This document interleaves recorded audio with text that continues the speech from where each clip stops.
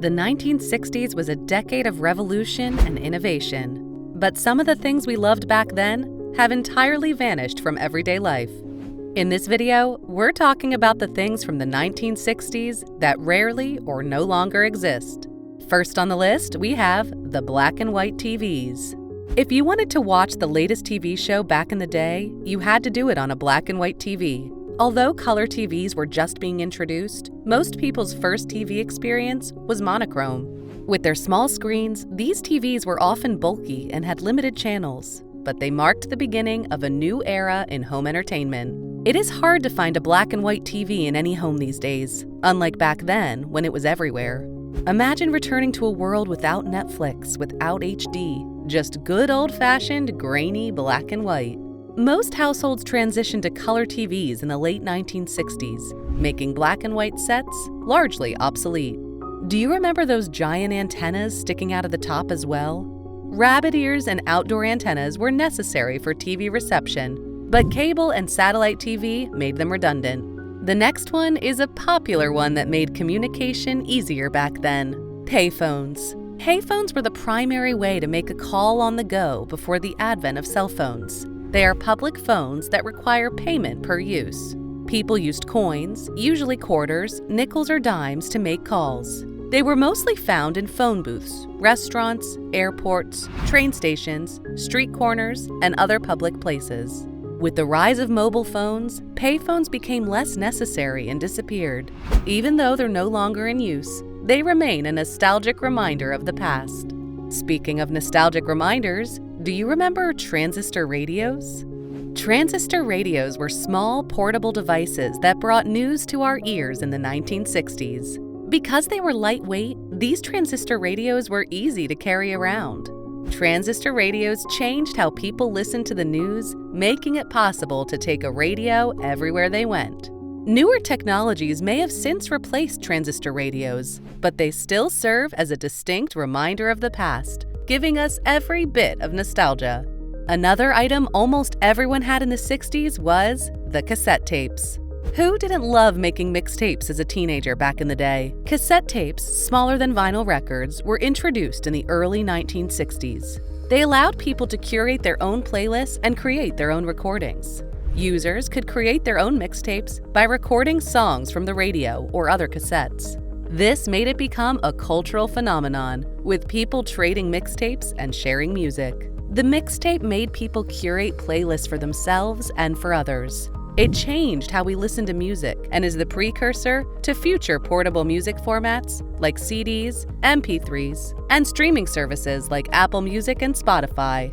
But with CDs, MP3s, and streaming services, cassettes have become a relic of the past. On to the next, drive-in movies.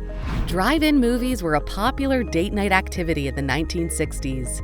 People would load up their cars, grab a bag of popcorn, and enjoy a double feature under the stars. It was a social event and was one of the best ways to spend time outdoors. Drive-in movies allowed families to watch films from the comfort of their cars, while listening to the audio through speakers or radio by tuning in from their vehicles. Drive-ins were often the go-to activity for family outings and even couples because they offered a relaxed atmosphere and a way to enjoy movies together. Sadly, drive-ins started disappearing in the 80s and 90s, and now only a handful are left.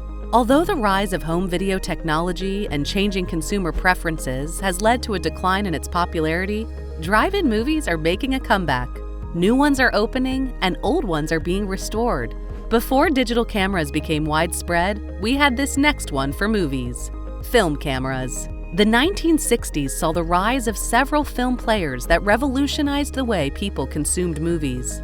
Some of the most popular film players of the decade include film projectors, which were used in cinemas and home projection systems. We also have 8mm film cameras, which allow people to shoot their own home movies, Super 8 film cameras, and 16mm film cameras used by professionals and enthusiasts.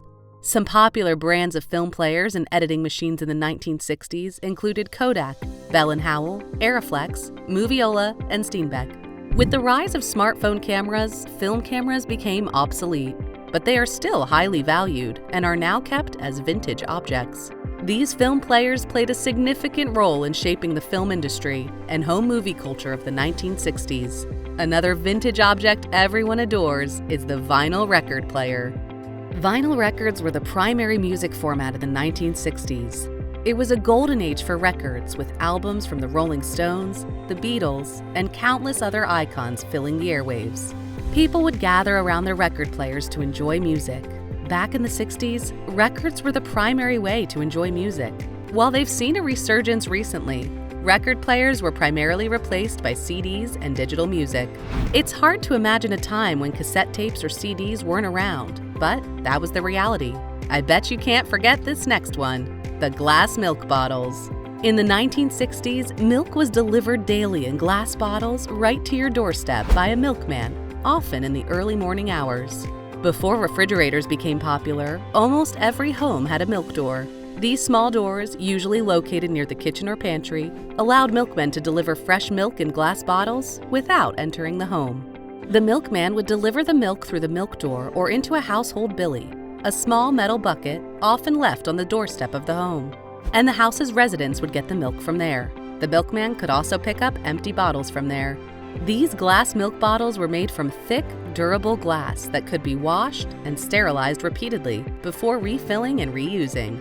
Today, most of us get our milk from the grocery store in cartons or plastic jugs.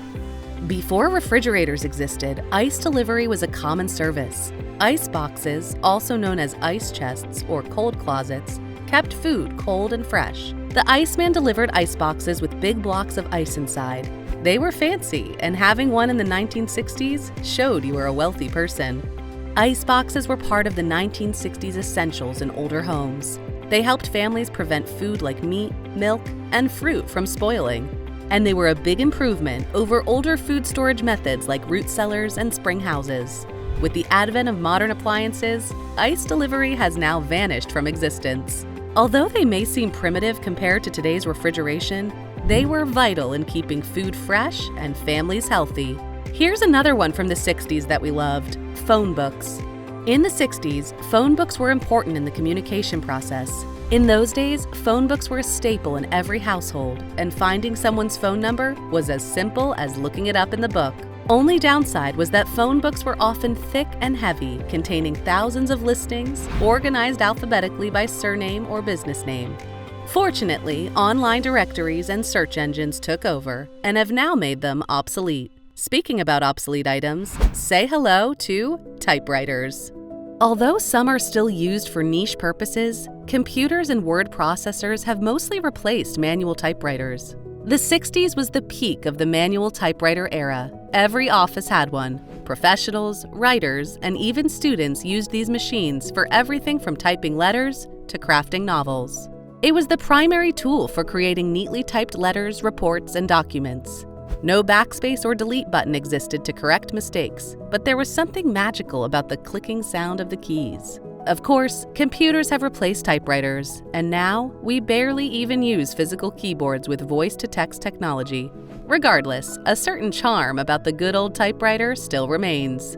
Rotary dial telephones. Yes, there were telephones with rotary dials used to place calls. They were the most common type of phone in the 1960s. They were always connected to wires that came out of a jack in the wall, and they were once the standard in homes and businesses.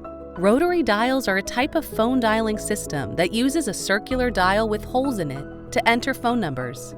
To make a call, you'd rotate the dial for each number. With phones and smartphones taking over, rotary dials have become obsolete. Next, the 3D craze. From horror to sci-fi and musicals, audiences flocked to theaters to watch movies in 3D in the 60s. To fully enjoy the experience, viewers wore special glasses with red and blue lenses, adding a whole new layer to their movie-watching adventure. Today, 3D movies are still around, but they're pretty different. Back then, they were a true novelty, and every movie seemed to be jumping on the 3D bandwagon. Who else remembers the penny candies of the 60s? In the 1960s, penny candy and candy stores were a beloved part of childhood. With just a few pennies, you could walk into a corner candy store and walk out with a bag full of candy. Kids loved filling bags with their favorites such as licorice whips, jawbreakers, and tiny wax bottles filled with sugary syrup. Today, candy stores like that are few and far between. With the rise of big chain stores and supermarkets, the old-fashioned candy shop couldn't compete. But there's something about those tiny sugary treats that takes you straight back in time. Do you have a favorite penny candy or candy store memory? Now, talking about the decade's fashion trends that have disappeared, we have the space age fashion trend. Space age fashion started in the late 1950s and grew in the 1960s. It was inspired by the space race and science fiction like Star Trek and Lost in Space. Designers reflected the excitement and technological advancements of the time in their designs. Space age fashion showcased boxy shapes, short hemlines, and bold accessories. After the Second World War, designers promoted fabrics like spandex, nylon, orlon, terylene, and lurex. These fabrics were popular because they were affordable, easy to care for, and didn't wrinkle. Designers like Pierre Cardin utilized them to create striking plastic-like garments. The Beatles sported elastic-sided boots that resembled winkle pickers with pointed toes and Cuban heels. These boots, known as Beatle boots, quickly became popular among young men in Britain who eagerly copied the style. French designer André Courrèges significantly influenced the development of space-age fashion.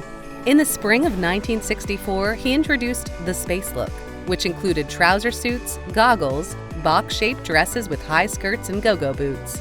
Go-go boots soon became a staple of go-go girl fashion in the 1960s, characterized by fluorescent colors, shiny materials, and sequins. Which of these 1960 essentials did you get to experience as a kid? Let us know in the comments below.